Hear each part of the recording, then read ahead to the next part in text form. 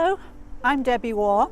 I'm the historian at Greenspring Gardens, and I'd like to invite you into our 1784 historic house for some tea talk. Please come in.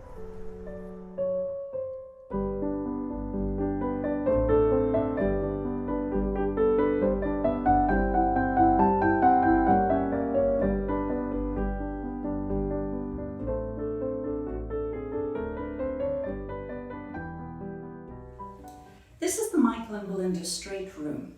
In 1970, the Straights donated the house and much of the land that we now call Greenspring Gardens to the Fairfax County Park Authority.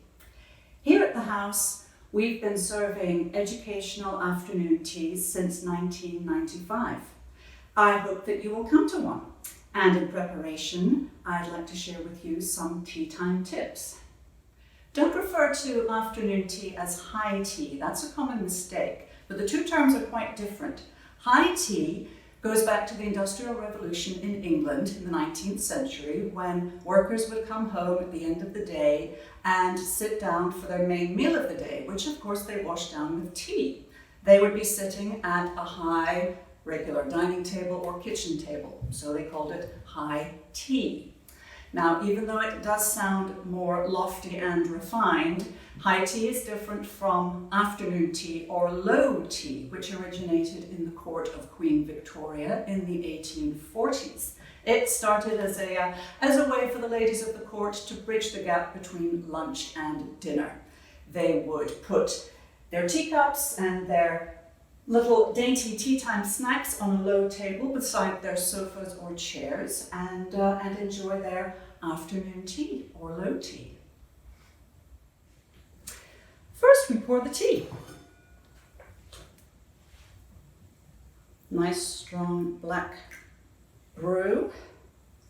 And first point of etiquette, as the host, if you have poured the tea, when you set the teapot back down on the table again, turn it so that the spout is facing you, not your guests.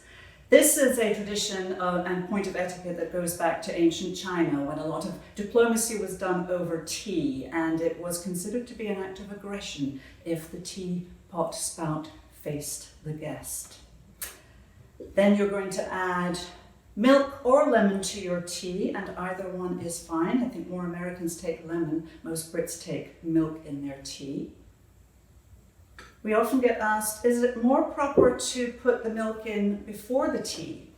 No, put the milk in afterwards. People used to put the milk in first, and that was because back in the 1600s and early 1700s, the china that the teacups were made of was very delicate. And so in order to protect it, they would pour the cool milk into the cup first to prevent it from cracking. If you take sugar, stir your tea, but stir it back and forth, not in a circular motion. Don't clank the spoon against the bottom of the teacup or against the sides. 12 to 6 o'clock dissolves the sugar much more efficiently and faster.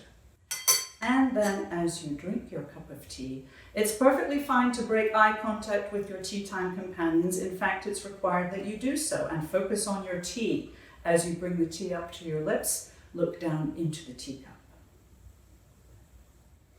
Another point of etiquette with drinking tea is do not raise your pinky, and we get asked about this a lot.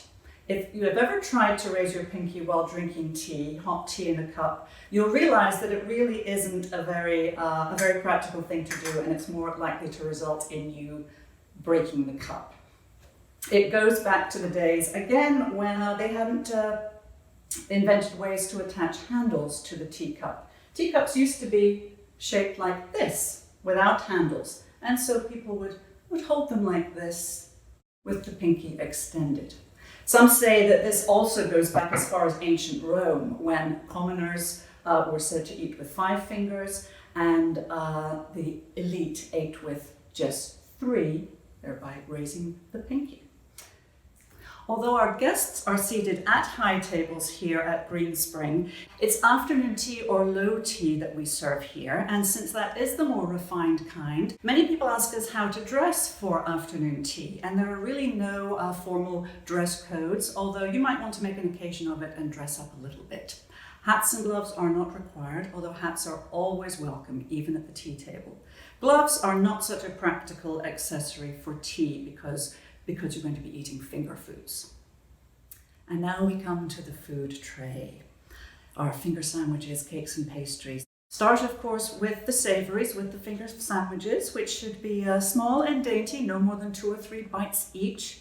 Then move on to the sweets, pastries and scones. And that's another thing we're often asked. What's the correct pronunciation of this staple of the tea table? Scone or scone? Well, either one is right. There is no correct pronunciation. It all depends on where you come from. I know that 99% of Scottish people call them scones, but it all depends on where you live. So you can call them scones or scones. Then we're also often asked how to spread the scone. Cream and jam, which goes on first? Again, this is just a matter of personal preference. There are no hard and fast rules. Although perhaps the Queen herself, Queen Elizabeth, settled the dispute not too long ago when Buckingham Palace recently revealed that the Queen's preference is to put her jam on before the cream. So just break off a little piece of scone. Add your jam first.